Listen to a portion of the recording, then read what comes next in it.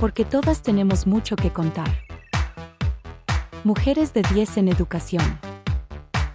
Una conversación desde la Red de Mujeres Unidas por la Educación. Acompáñanos a conocer los retos, aprendizajes y desafíos de las mujeres que construyen la educación todos los días.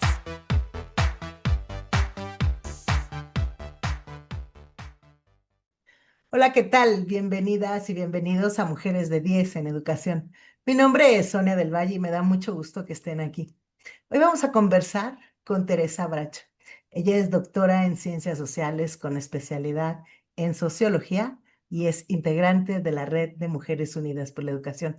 Gracias, Tere, por estar aquí. Para comenzar, me gustaría que te presentaras, que nos cuentes un poco de ti, qué has hecho, cuál ha sido tu trayectoria profesional, cómo empezaste en el tema educativo y por qué el tema educativo y no otro, por ejemplo, ¿no?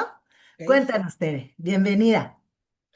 Bueno, pues agradezco la invitación y tu gentileza de hacer esta reunión. Bueno, ¿por dónde empecé? Tú sabes, yo estudié comunicación originalmente. Me gustaba mucho el tema de la comunicación porque era muy general, ¿no? O sea, tenía un poco de todo y ahí me especialicé en periodismo y en investigación. Ahí descubrí que mi vena era la investigación. O sea que la creatividad y el cine y todas esas otras cosas que alguna vez me gustaron no eran lo que me jalaba, ¿no? Y tampoco era buena. Entonces me gustó mucho la investigación y por ahí estudié el doctorado. Mi primer proyecto eh, lo descarté muy pronto porque era sobre poder y prensa local. En 1979, pues no era garantía de sobrevivencia en ese momento. Por lo tanto, decidí cambiar de tema de investigación. Y la verdad que había hecho trabajos en comunicación sobre educación. En el caso, nos tocó hacer un estudio, un experimento con el cambio de los libros de texto del gobierno de Luis Echeverría, ¿sí? Ujú. Este, ¿Y qué y había ent- cambiado o qué? en ese momento cambiaron los Ajá. libros de texto. Por primera vez se ponía imágenes de hombres en la cocina, de Ah, mujeres ok. trabajando, o sea, cosas muy interesantes, ¿no? Ajá. Y era interesante ver cómo a los niños les llamaba mucho la atención eso, ¿no? Pero bueno, esa fue así, es como anecdótica porque ya no trabajé más sobre las imágenes de los libros, pero sí me gustó el tema educativo y ver cómo es que se comunica a través de la escuela, ¿no? ¿Qué es lo que se comunica y qué se enseña y qué se aprende? Em, entonces, por eso me metí en educación. Educación, organizaciones y cultura eran el área de especialización en la que trabajé. Em, ¿Y siempre y trabajaste en la academia? por muchísimos años, sí, Ajá. hasta cuando me fui a Boston, a la Universidad de Harvard, invitada, me di cuenta que sí era pues hasta un desperdicio no aportar en Mm. las acciones públicas, ¿no? Y hacer Ujú. análisis de acciones públicas más directamente em, y tratar de opinar sobre ellas, no en genérico, no en medios de comunicación, pero sí para los actores. Y entonces ahí empecé a aceptar por primera vez, porque nunca había aceptado, hacer proyectos de consultoría, ¿no? Ujú. De evaluar políticas concretas. Empecé inicialmente con dos que para mí eran muy importantes y en las que pues yo pensaba que había puesto un granito de arena cuando se generaron, que fueron el PEC, el Programa de Escuelas de Calidad, Ujú. y el programa de PRONAVES de becas para educación superior, que fue el primer programa con becas para educación superior, porque pues en ambos creía yo, Ujú. BEC porque era una acción directa sobre la acción escolar, ¿no? Eh, y se intentaba generar una comunidad fuerte entre la escuela y los padres de familia para mejorar la escuela y para mejorar los aprendizajes. Y en PRONAVES porque era como sentido común equivocado, creo, por supuesto, que lo que había que promover y becar era la educación básica, ¿no? Y Ujú, pasando la educación básica, todo pasaba a segundo plano. ujú, Yo me especialicé en mi tesis de doctorado, o sea, mi trabajo en el doctorado fue sobre educación media, ujú. media tecnológica. Ahí Fíjate. es en donde yo veía más diferencias y distanciamiento social y unas formas de organización administrativa que obligaban a esa diferenciación social y que la alimentaban, ¿no? Claro, porque Entonces, tú estudiaste cuando todavía el CONALEP, por ejemplo, era una escuela técnica, ¿no? con Alep Los no chavos ya existía. ahí Cuando yo terminaban y empecé ya a no podían estudiar, entrar a la universidad, ¿o no? cuando yo empecé el doctorado no existía con Alep. Ah, Se ¿ves? mientras estaba yo en el doctorado. Este, pero sí, era muy interesante, ¿no? O sea, y había esa política extraña de que había que bloquear el acceso a educación superior y la Ujú. manera de hacerlo era generando escuelas de educación media que fueran terminales, o sea, que no permitieran la continuación de estudios, Y cosa a esa la que política realmente luego muy rápido se eliminó, ¿no? no, así ¿O como duró muy mucho rápido, tiempo? no, no duró mucho tiempo, hasta por lo menos 14 años por ahí, sí. Ya, No te sé decir exactamente, pero sí. sí, Bueno, sí al fue, menos 2 sexenios, dijéramos, ¿no? o sea, esa fue mi tesis de doctorado. Ajá. Se llamaba Organización y Cultura en la Educación Tecnológica de nivel medio superior, Ujú, que además era totalmente descuidado, ¿no? O ujú. sea, la gente ni la conocía, ¿no? Los académicos era así como, ah, sí, hay unas escuelas agropecuarias. No, espérate, yo analizo las técnicas, servicios e industrial. Este, ¿Son y los bueno, pues sí, CECITES? los CETIS, Ah, CEBETIS CETIS, CEBETIS, CECATIS.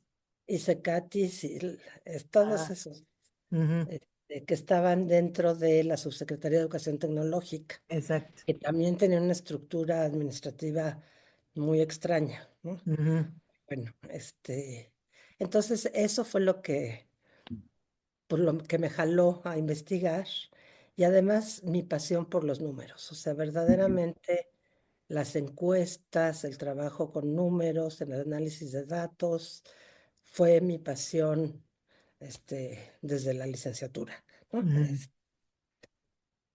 Creamos el Centro de Estudios de Investigación sobre Comunicación en la universidad en la que estudié.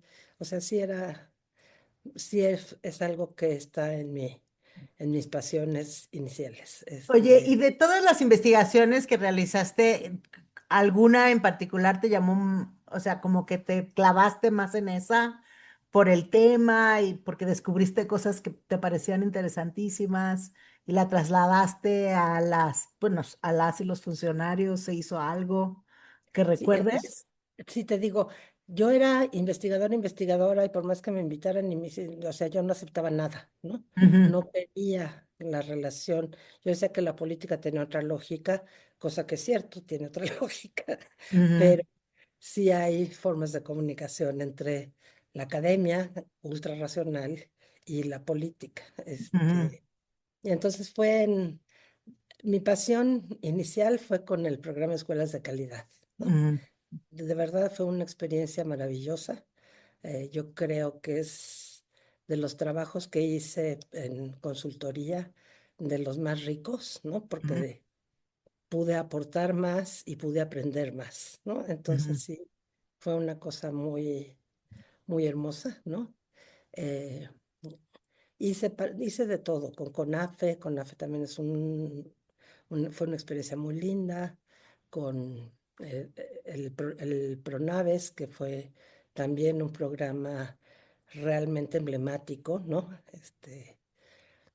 Pero casi no lo pelaban, o sea, la gente no le hacía caso a ese ujú. tema de becar en educación superior. Eh, Tuve ¿Y varios ayuda, las becas ayudan a los estudiantes y a las años, estudiantes? sí, sí, ahí sí había por lo menos lo que yo alcancé a ver, porque no pude hacer, no había muchos recursos para investigación, entonces no pude hacer encuestas, pero Ujú, estudiantes que conocí después, Este, incluso me tocó dos estudiantes en el CIDE que habían cursado con beca Pronaves. es- Mm. y maravillosos, o sea, Y que si no verdaderamente hubiera sido por la beca no se hubieran quedado. no hubiera manera en que hubieran podido estudiar.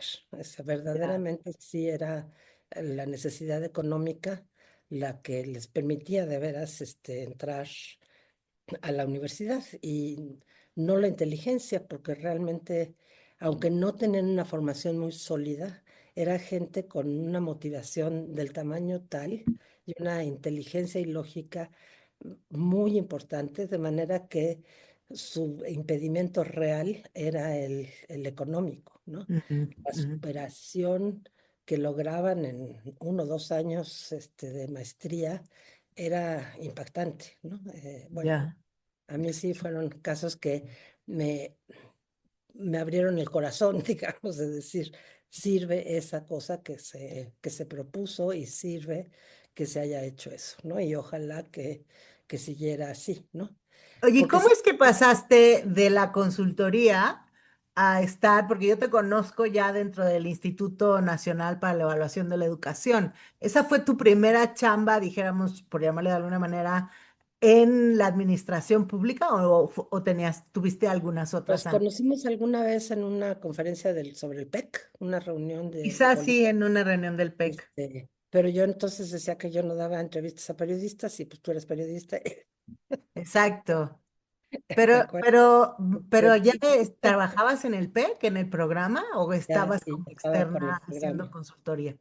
Ya estaba con el programa del PEC, bueno, como consultora, yo seguía como académica haciendo Ah, ok. investigación y trabajando en investigación, pero contribuyendo, digamos, con un granito de arena a las decisiones de política. Ahí Felipe, en esos años, Felipe Martínez Rizo, me Ujú. invitó a ser parte del consejo técnico. Me invitó a Del INE. trabajar en el INE, pero le dije, no, no, yo estoy bien en donde estoy. Me dijo, bueno, es consejo técnico, y ayúdame con los indicadores, ¿no? Porque sí, o sea, mi expertise eran generación de indicadores y evaluación con indicadores, etcétera. Mm, Este, entonces ahí empecé con el primer consejo técnico del INE, con Felipe mm, Martínez Rizo. Estuve todo el periodo de Felipe, un rato con Margarita Zorrilla, cuando ella mm, era la directora, y luego me tuve que retirar porque se acababa el tiempo que era razonable estar en el consejo técnico. Y luego ya concursé, ya para entonces estaba yo en Flaxo, concursé o sea, me invitaron a concursar por la posición en, de consejera. en la Junta de Gobierno del Mm. instituto. Pero dijéramos, entonces, ser consejera fue, dijéramos, tu primera chamba formal de tiempo completo en la administración pública. Sí, a mí no crees que me encantaba ser Más funcionaria. bien, tu Eh, trabajo, tu línea profesional o tu desarrollo profesional siempre fue en la academia. Siempre fue en la academia y siempre yo decía que mi principio era, y se los dije varias veces que me invitaron a varias cosas, les decía, yo me voy a jubilar con el Seguro Social, no con el ISSSTE. Hiciste muy bien. Este, yo no recibo pensión del ISSSTE, no recibo eh, digamos, no soy afiliada del ISSSTE y Claro, la única vez que estuve afiliada al ISSSTE fue en el instituto, claro. como, como miembro de la Junta de Gobierno. Entonces rompió mi principio de la no afiliación al ISSSTE. Oye, ya ha Pero corrido tela desde que tú estuviste en el INE, desde su creación y todo el rollo, y hasta hoy su desaparición, pues ya formal de lo que primero fue Mejor Edu y ahora pues la desaparición del mecanismo. Pero lo antes de cual realmente preguntarte sobre eso y tu fue valoración, muy lamentable, pero bueno, ahorita lo tratamos. quisiera yo preguntarte, ¿tú crees que vale la pena evaluar los aprendizajes de las niñas y los niños de manera externa? Es decir, que haya una entidad o una instancia que evalúe para saber para qué les sirve a las personas funcionarias saber eso. Mira, sin duda sirve, ¿no? Sin duda es importante y sin duda la única cosa que se necesita para mejorar es saber cómo estás, ¿no? Y si quieres Ujú. mejorar los aprendizajes hay que saber cómo estamos, ¿no? Eh, pero con independencia de eso, yo sí creo que la evaluación externa tiene que tener una condición que no siempre se cumplió y esa, pues, me culpa porque no logré instalar esa lógica de que evaluación que no se usa, evaluación que es gasto perdido, ¿sí? Ujú. Entonces hay que usar la evaluación, hay que enseñar a la gente a usar la evaluación. Ese era mi primer criterio cuando hacía evaluación de políticas, enseñarles para qué sirve lo que les estoy dando, ¿sí? O sea, qué clase de decisiones se pueden tomar, cómo se puede avanzar, en dónde creo yo que se puede contribuir. Eso es lo que se tendría que haber, creo, enseñado en el instituto, pero pues no Sobre siempre todo se... porque tu público aprendiz, dijéramos, pues, son funcionarios y funcionarias, y muchas de ellas no vienen con la lógica de ver cómo mejoran los aprendizajes las niñas y los Y niños. claro, y les vale gorro que si o sea, las medidas técnicas no les importan. Entonces, lo que tú tienes que enseñarles es, uno, está bien hecho y demostrarles que está bien hecho. Dos, por qué es importante tenerlo bien hecho y por qué es importante saber cómo estamos, ¿no? Ujú. Creo que la evaluación, pues tuvo muchas deficiencias, pero estaba en proceso de, ¿no? Yo no creo que haya sido correcto el interrumpir un proceso de mejora de la evaluación de aprendizajes. En el caso particular, se generó muchísimo en el caso de evaluación de políticas, que no había, ¿no? Solo fue con el INEN autónomo. Y esa Ujú. fue de mis necesidades. Hay que hacer evaluación de políticas y enseñar a los políticos a usar la información y a aceptar pues cuando algo no está bien, ¿no? Cuando algo no está funcionando y por qué no está funcionando, ¿no? Entonces sí, en eso se avanzó muchísimo. Se avanzó, aunque no tanto, con el sistema de información, que para mí era también de mis cocos, ¿no? De mis grandes retos era que el sistema de información fuera muy sólido y que lo pudiera usar todo mundo, que fuera amistoso, amable, y que los niños aprendieran a ver la evaluación de manera cordial, o sea, que jugaran con la evaluación, que hubiera una evaluación que te permitiera saber cómo vas avanzando, aunque no fuera la formal, ¿no? Aunque no fuera la de rendición de cuentas, digamos, Ujú. pero sí intentar generar métodos y formas de evaluación que te acercara a la experiencia positiva de la evaluación, ¿no? Eh, Claro. Generalmente el evaluador cuando llega, y eso pues te lo digo como evaluador de políticas, ahí viene el evaluador y todo el mundo cuádrese porque y No, cállense, hasta embellecen la escuela. este, barran la escuela porque viene la evaluadora. Es- Mm. pero en general se puede generar una relación positiva, ¿no? Incluso a partir de eso. Te voy a poner un ejemplo. Una vez Ujú.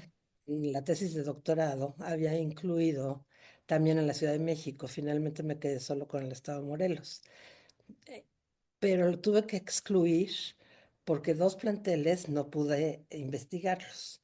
Uno de ellos porque en ese momento se había descubierto una red de contrabando de drogas en la escuela, Ok. cosa que tenía idea, ¿no? Y yo llegué como evaluadora y resultó que era vista como infiltrada de la Secretaría de Gobernación y yo decía, madre de mi vida, a la hora que me dijo el director, porque dice, déjame entrevistar a los profes, a los estudiantes, no, o sea, buena onda, y Ujú. lo he hecho en muchas escuelas, este, y me dijo, porque además sí sentías una relación muy áspera, ¿no? Ujú.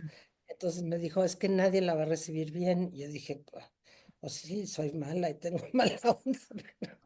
Pero no tanto, no les he No, hecho no, nada. como que nadie me va a, entonces es vista como una gente que viene de Mirona, ¿no? A Ujú. descubrir algo que está pasando ahí, y dices, entonces tuve que descartar el plantel. Le dije, qué bueno que me dices, se lo agradezco porque ya llevo 3 visitas y no he podido hacer nada, ¿no? Entonces, pues descarto el plantel. Entonces ya lo descarté. Y descarté la publicación, o sea, la inclusión en mi tesis de todo el grupo de escuelas del Distrito Federal. eh, Ya, Distrito Federal. claro. Este, Sí, porque yo creo que todavía tenemos una cultura de que evaluar esa es cultura de que reprobar y cuando evaluar repruebas te va mal es y entonces si te va castigar. mal eres tonto y entonces es que no puedes, tienes Lo un que es déficit absurdo, tremendo, ¿no? porque si Cuando en realidad algo no hacen es los así. profes, por ejemplo, es evaluar, ¿no? O sea, Claro, y no creo que lo hagan para castigar a los estudiantes, ¿no? Digamos, no es no, no es no, mi opinión, pero ellos vieron la evaluación como algo punitivo, ¿no? Y dices, mm, ¿cómo? Este, claro, no era el instituto, por cierto, insisto, no era el instituto el que hacía la evaluación, ni tenía nada que ver. Para eso nos esforzamos, Margarita Zorrilla y yo, para deslindar al instituto de toda responsabilidad en relación con el servicio profesional docente, más allá de controlar los tiempos de la evaluación y garantizar que los resultados y los procesos fueran correctos y adecuados. claro. Eso fue la única intervención que tenía el instituto. Entonces, a pesar de todo, pues bueno, se convirtió en la figura de paja para los Y yo creo golpeados. que el país no ha entendido como para qué sirven las evaluaciones. Yo creo que los funcionarios no les gusta ser evaluados, no No les les gusta gusta rendir funcionar. cuentas, ¿no? Ahí hay todo un tema de Y los los evaluadores en cuantistas general tampoco en son general. amables. Ah. Cuando yo hacía evaluación de políticas, por ejemplo, para Coneval, este, pues mi primera reacción era ir con el que administra el programa a platicar, ¿no? A decir, ¿en qué le puedo yo ayudar con la evaluación también, ¿no? O sea, esto es una Mm, evaluación formal que consiste en esto y esto, pero a lo mejor le puedo ayudar, ¿no? Me dice una señora ¿en dónde fue esto? Ya, fue en Conaculta. ujú. Me dijo, ay, ¿usted es la evaluadora? Y entonces yo dije, sí, pero no se apure, o sea, no, no soy mala onda. Y me dice, primera vez que le veo la cara a un evaluador. Sí, porque no hay una cultura en general de la evaluación, ¿no? Y entonces yo me acuerdo de la primera reunión de consejo técnico con Felipe Martínez Rizo en el primer INE, lo que dije, hay que entender y hay que enseñar que la palabra evaluación viene de valorar, ¿no? O sea, de Ujú. darle valor a algo, ¿no? Entonces, si no entendemos que esa es la evaluación y no todo lo que se dice y las asociaciones punitivas y demás que se interpretan, eh, pues bueno, estamos perdidos. Entonces, lo que tenemos que generar es esa cultura de que evaluación es reconocer el valor de algo, ¿no? Y eso dice el diccionario. Este, Claro, entonces sí creo que el uso de la evaluación pasa por reconocer su valor y reconocer em, que sirve para y que el beneficiario principal son los sujetos u objetos evaluados, o sea, sean una institución, sean estudiantes, sean maestros, sea lo que sea. Los principales receptores de los beneficios han de ser los sujetos evaluados, ¿no? ya. En fin. Tere, pues ha sido un gusto de verdad tenerte aquí en el podcast de Mujeres de 10 en Educación, un podcast de la Red de Mujeres Unidas por la Educación. A mí me dio muchísimo gusto poder conversar contigo. Te agradezco muchísimo y no sé si quieras despedirte. Te agradezco mucho la oportunidad y la insistencia en realizar esta reunión. Este, realmente sí creo que asociaciones como esta, la de Mujeres Unidas por la Educación, en donde si te acuerdas yo siempre puse subrayado el Unidas, ¿no? Porque es el centro de las principales acciones, cuando trabajamos juntos y trabajamos por valores en los que creemos, ¿no? Y en este caso es la educación y la educación de las mujeres, para las mujeres y por las sociedades, ¿no? Por generar valor. Entonces, bueno, te agradezco mucho, agradezco la atención que tengan si llegaron hasta el final y espero que Sonia Sin aquí duda. minutos. Entonces, te agradezco mucho, Sonia. Muy Gracias amable. a ti, Tere, y nos vemos en el siguiente episodio. Hasta Un luego. abrazo. Gracias, Sonia. Conducción, Sonia del Valle. Coordinación, Gema Jara. Producción, Cecil Palma. Música, Orange Factory Music. Mujeres de 10 en Educación. Una serie de la Red de Mujeres Unidas por la Educación.